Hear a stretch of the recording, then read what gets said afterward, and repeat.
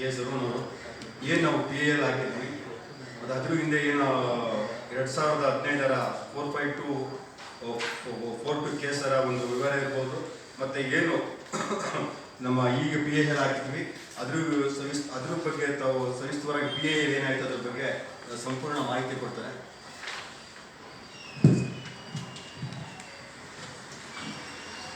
ಮಾಧ್ಯಮ ಮಿತ್ರರಿಗೆ ನಮಸ್ಕಾರ.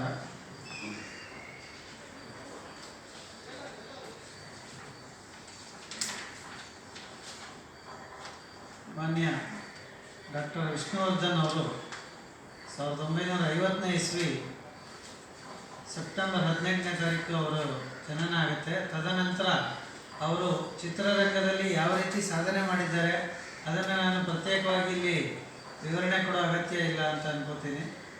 ಎಲ್ಲ ಮಾಧ್ಯಮ ಮಿತ್ರರಿಗೂ ಗೊತ್ತಿದೆ, ಎಲ್ಲರಿಗೂ ಗೊತ್ತಿದೆ. ಅದು ಆ ಒಂದು ಸಾಧಕನ ಜೀವನ ಗಾಥೆಯನ್ನು ತದನಂತರ ಅವರ ಮರಣಾನಂತರ ಅವರಿಗೆ ಅವರ ಒಂದು ಸಮಾಧಿ ಸ್ಥಳ, ಪುಣ್ಯಭೂಮಿ ಸ್ಥಳವನ್ನು ನಾವು ರಕ್ಷಣೆ ಮಾಡ್ಕೋಬೇಕು. ಮುಂದೆ ಅದು ಆ ಒಂದು ಸ್ಥಳದಲ್ಲಿ ಸಾರ್ವಜನಿಕರಿಗೆ ಅನುಕೂಲ ಆಗುವಂಥ, ವಿಷ್ಣುವರ್ಧನ್ ಅಭಿಮಾನಿಗಳಿಗೆ ಅನುಕೂಲ ಆಗುವಂಥ ಕಾರ್ಯಕ್ರಮಗಳನ್ನು ಹಮ್ಮಿಕೊಳ್ಬೇಕು ಹಾಗೆ ಅಂಥೇಳಿ ನಮ್ಮ ಟ್ರಸ್ಟಿನ ಉದ್ದೇಶವಾಗಿದೆ.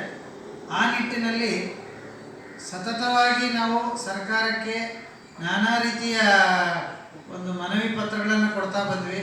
ಆ ಮನವಿ ಪತ್ರಗಳನ್ನು ಆಧರಿಸಿ ನಾವು ಹೈಕೋರ್ಟ್ ಮೊರೆ ಹೋಗ್ವಿ.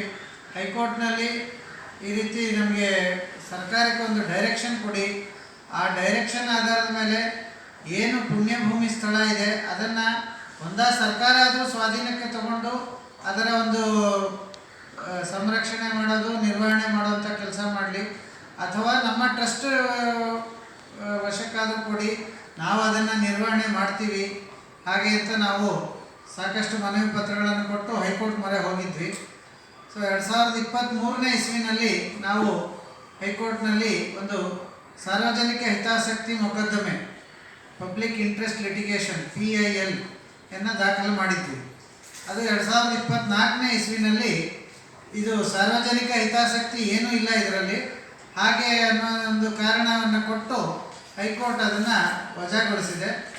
ಆದರೂ ಕೂಡ ನಾವು ಧೃತಿಗೆಡದೆ ಮುಂದಿನ ಯಾವ ರೀತಿ ಕಾನೂನು ಹೋರಾಟಗಳನ್ನು ಮಾಡಬೇಕು, ಯಾಕಂದರೆ ಪಬ್ಲಿಕ್ ಇಂಟ್ರೆಸ್ಟ್ ಲಿಟಿಗೇಷನ್ ಬರೋದಿಲ್ಲ ಅಂತಂದರೆ ರೆಗ್ಯುಲರ್ ರಿಟ್ ಪಿಟಿಷನ್ ಹಾಕೋದಾ ಅಥವಾ ಬೇರೆ ಯಾವ ರೀತಿ ಸರ್ಕಾರದ ಬಗ್ಗೆ ನಾವು ಮುಂದೆ ನಿರಂತರ ಸಮಾಲೋಚನೆ ಮಾಡಬೇಕು ಹಾಗೆ ಅಂಥೇಳಿ ನಿತ್ಯ ಚರ್ಚೆ ನಡೀತಾ ಇದೆ. ಅದರ ತದನಂತರವೂ ಕೂಡ ನಾವು ಜಿಲ್ಲಾಧಿಕಾರಿಗಳಿಗೆ, ಸರ್ಕಾರಕ್ಕೆ, ಸಂಬಂಧಪಟ್ಟ ಸಚಿವರಿಗೆ ನಾವು ಮನವಿ ಪತ್ರಗಳನ್ನು ಸಲ್ಲಿಸಿದ್ದೇವೆ. ಈಗ ನಾಳಿದ್ದು 18ನೇ ತಾರೀಕು ಮಾನ್ಯ ವಿಷ್ಣುವರ್ಧನ್ ರವರ 74ನೇ ಜನ್ಮದಿನೋತ್ಸವವನ್ನು ಆಚರಣೆ ಮಾಡ್ತಾ ಇದ್ದೀವಿ. ಅದರ ಬಗ್ಗೆ ಈಗಾಗಲೇ ನಮ್ಮ ಗೌರವಾಧ್ಯಕ್ಷರು ತಮ್ಮ ಗಮನಕ್ಕೆ ತಂದಿದ್ದಾರೆ.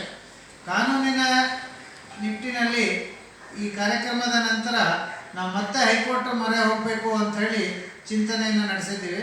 ಸೊ ಆ ನಿಟ್ಟಿನಲ್ಲಿ ನಮ್ಮ ಎಲ್ಲ ಅಭಿಮಾನಿ ಬಂಧುಗಳು ಹಾಗೆ ಮಾಧ್ಯಮ ಮಿತ್ರರ ಸಹಕಾರವನ್ನು ಈ ಸಂದರ್ಭದಲ್ಲಿ ನಾನು ಕೋರಲಿಕ್ಕೆ ಇಚ್ಛೆ ಪಡ್ತೀನಿ.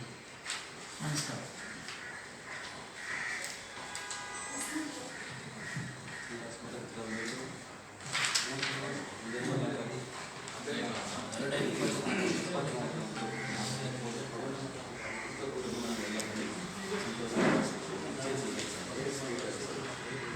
ನಮ್ಮ ವಿಷ್ಣು ಸೇನಾ ಸಂಘಟನೆಯ ಕಾನೂನು ಸಲಹೆಗಾರರಾದ ಮೋಹನ್ ಶ್ರೀನಿವಾಸರು ಒಂದೆರಡು ಮಾತಾಡ್ತಾರೆ. ನಮಸ್ಕಾರ. ವಿಷ್ಣು ಸೇನಾ ಸಂಘಟನೆಯ ಕಾನೂನು ಸಲಹೆಗಾರರಾದ ಮೋಹನ್ ಸಿಂಹ ಮಾತಾಡ್ತಾ ಇದ್ದೀನಿ. ಹಾಗೆ ಏನು 74ನೇ ವರ್ಷದ ಒಂದು ಹುಟ್ಟುಹಬ್ಬದ ಪ್ರಯುಕ್ತ ಪ್ರತಿಯೊಬ್ಬರು ಕನ್ನಡಿಗರು ಡಾಕ್ಟರ್ ವಿಷ್ಣುವರ್ಧನ್ ಮೇರುನಟರಾದ ಕರ್ನಾಟಕದ ಕನ್ನಡ ತಾಯಿ ಮಗ ಅವರ ಹುಟ್ಟುಹಬ್ಬನ ಅತಿ ವಿಜೃಂಭಣೆಯಿಂದ ಪ್ರತಿಯೊಬ್ಬರು ಕನ್ನಡಿಗರು ಬಂದು ಆಚರಣೆ ಮಾಡಬೇಕು. ಅವರ ಅಭಿಮಾನಿ ಇವ್ರ ಅಭಿಮಾನಿ ಅಂತ ಗೋಡೆ ಹಾಕೊಂಡು ಬದುಕುವಂಥ ಕೆಲಸಗಳನ್ನು ಮಾಡಬೇಡಿ. ಯಾಕಂದರೆ ಮೇರು ನಟನಿಗೆ